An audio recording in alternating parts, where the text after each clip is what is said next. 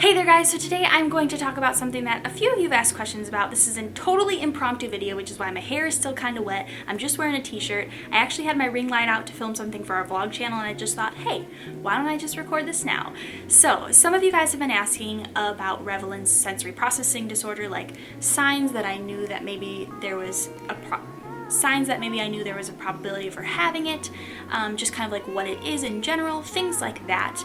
And I wasn't sure at first if I was going to talk about this just because I wasn't sure like as an adult what she would want to share, what she wouldn't want to share. So I'm going to give like some details about some of the things she struggles with, but I'm going to give more of like a broader aspect of sensory processing disorder for those of you that may not know what it is.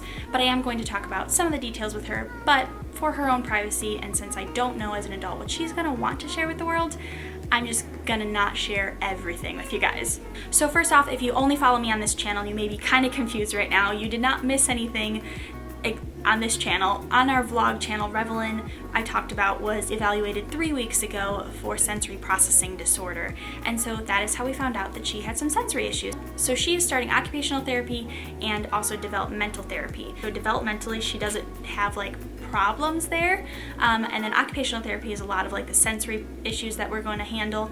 But the reason that they wanted both is because she has all of the skills that she needs. The problem is that she doesn't know how to implement them when she's in public situations.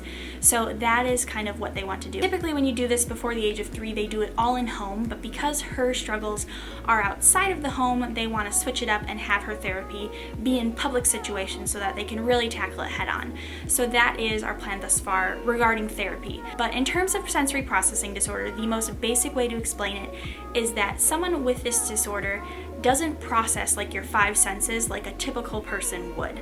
Some people, their senses in certain aspects are heightened, some of them will be very muted. So like for instance, pain tolerance could be muted. For Revelynne, that is one with her, is that her pain tolerance is a bit muted with it. With those two types also comes seekers and avoiders. So some of them will be seeking a lot of sensory input, like Revelynne very much so seeks vestibular input. So when you see her spinning in circles or jumping up and down in the jumper, that is her trying to get vestibular input because she is very much so a seeker. But kids can also be a mixture, and Revelynne definitely is one. She has always kind of avoided very loud sounds, and so she is an avoider when it comes to auditory input. So I can't remember how I came about learning about sensory processing disorder, but I looked into it, and I think I was thinking more possibility like that it was something that I struggled with, and then I started looking at seeing the similarities of Revelynne with it, and then I asked my mom if she had heard about it, and she happened to say, actually, my coworker has a son with it, and she talks to me about him, and when she was talking, I was like, I think both my kids have that. And then later on she's like, and then I was like, that sounds like Revelynne, that sounds like Revelynne, that sounds like Revelynne, and that sounds like Revelynne. So if you don't know anything about SPD, I'm just gonna call it, that's what we call it for short. SPD is a newer thing. It was not ever like a diagnosed thing really 20 years ago. I know a handful of people that were diagnosed with it, but not a lot of people because not many doctors even knew about it. So some of you guys may not know that growing up, I had like toe claustrophobia, and the only thing that I would wear ever was moccasins on my feet. My mom could not get me to wear anything else. And when it came to like my underwear as a kid, those like little laced frilled edges that they had for kids on like all of the girls' underwear, I could not stand that. I would like rip them off, could not. It would like make me just have a meltdown about it. And then there were like certain jeans. I would not wear jeans for the life of me. There were a lot of signs of sensory processing disorder in myself. I'm not gonna just come out and say, yeah, I have it, because that'd be self-diagnosing, and I haven't like been diagnosed. And the only reason I'm not like trying to go get diagnosed is because I've learned coping mechanisms as an adult. The only thing that really is difficult for me is Daisy's licking. Kind of an example for someone that may have sensory processing disorder is that sounds to them can almost be like angering, and it almost feels like painful to hear these things.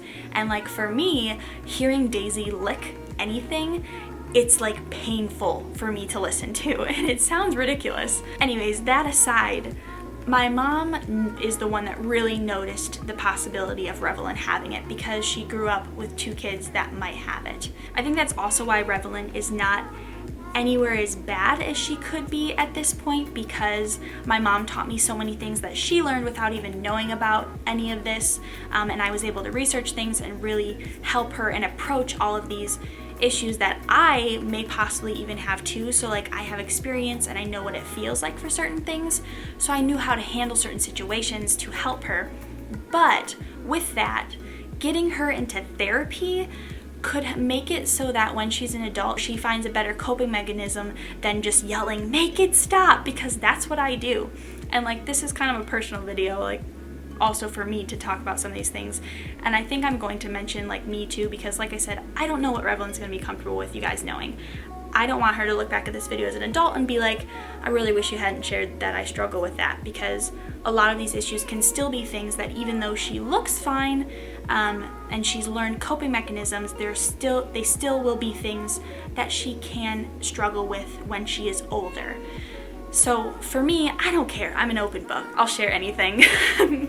But I also don't want to be like, yeah, I have SPD too, because I really don't know. All I know is from reading as much as I have, having my daughter diagnosed with it, that kind of tells me that, yeah, there's a good possibility I do, and it makes sense. But my hope is that she doesn't just get angry and yell to make it stop when she is older like I do, because I put her in therapy and I am able to help her learn appropriate and healthy coping mechanisms. I just want to do the best I can as a mom to help her.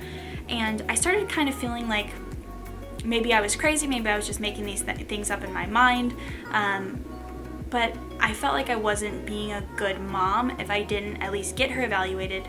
And worst case scenario, they say she's fine, which isn't even a bad scenario, and they just evaluated her for no reason. I would have rather that happened than to have decided, Arianna, it's all in your head, she doesn't need to be evaluated, and then find out, years down the road that she's really, really struggling now, and I didn't do anything about it. That would make me feel so guilty. And by the way, Mom, if you're watching this, don't feel guilty about like not getting me help or something like that. I'm perfectly fine. I just don't want my mom to watch this and be like, man, I should have gone, because my mom did take me to several therapies and stuff like that, because I was diagnosed at a very young age with ADHD. You guys know like my large repertoire of issues in terms of PTSD and OCD, all that.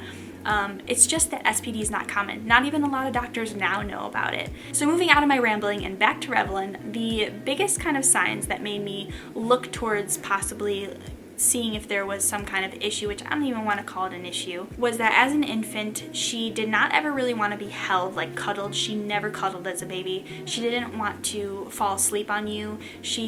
There was no way that she would fall asleep on you unless you had her in a carrier, and she still had to cry herself to sleep. And then also the last two, which were the biggest things, was she was always very scheduled. If anything in like her daily routine was messed up, she wouldn't go to sleep, or she wouldn't, she'd be cranky that entire day. Like, you could ask either of the grandparents, whenever they got Revelyn, I had like a very specific list of an order that you had to do things in order to get her to go to sleep.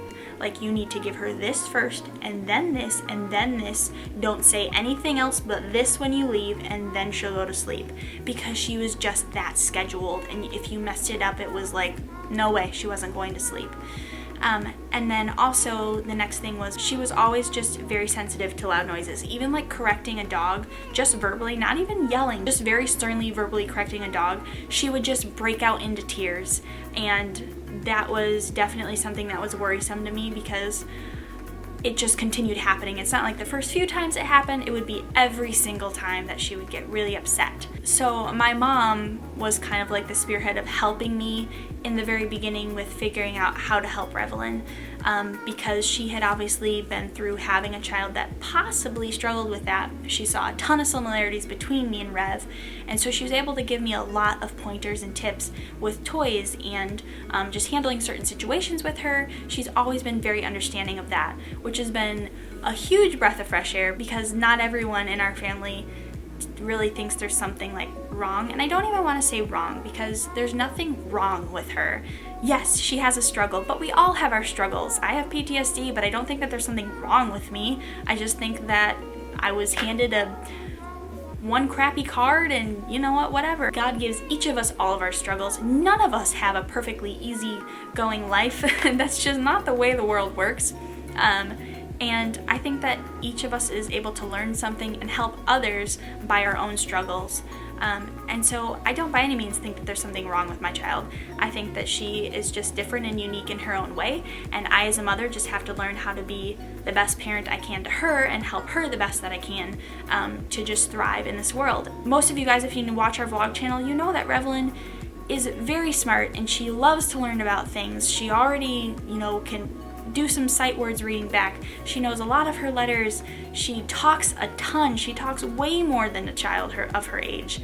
I'm not worried about her. I'm not. This video is really just to teach you guys and to explain kind of maybe why some of you are confused, because obviously we don't share this part in our vlog. And that's again because of privacy. I don't think Revelyn wants to look back as an adult at vlogs and see her having meltdowns and all these things. I think it will be helpful for her to see like this type of video to know kind of why I went on that search for her. So I think that is going to be it for this video. I hope that you guys learned something or got a better understanding of kind of what's been going on with Rev. Some of your confusion hopefully has disappeared. If you guys have any questions though about sensory processing disorder in general, you can leave it below, any questions, and I will try my best to answer back to you guys. So thank you for watching, and I will see you guys next week. Bye.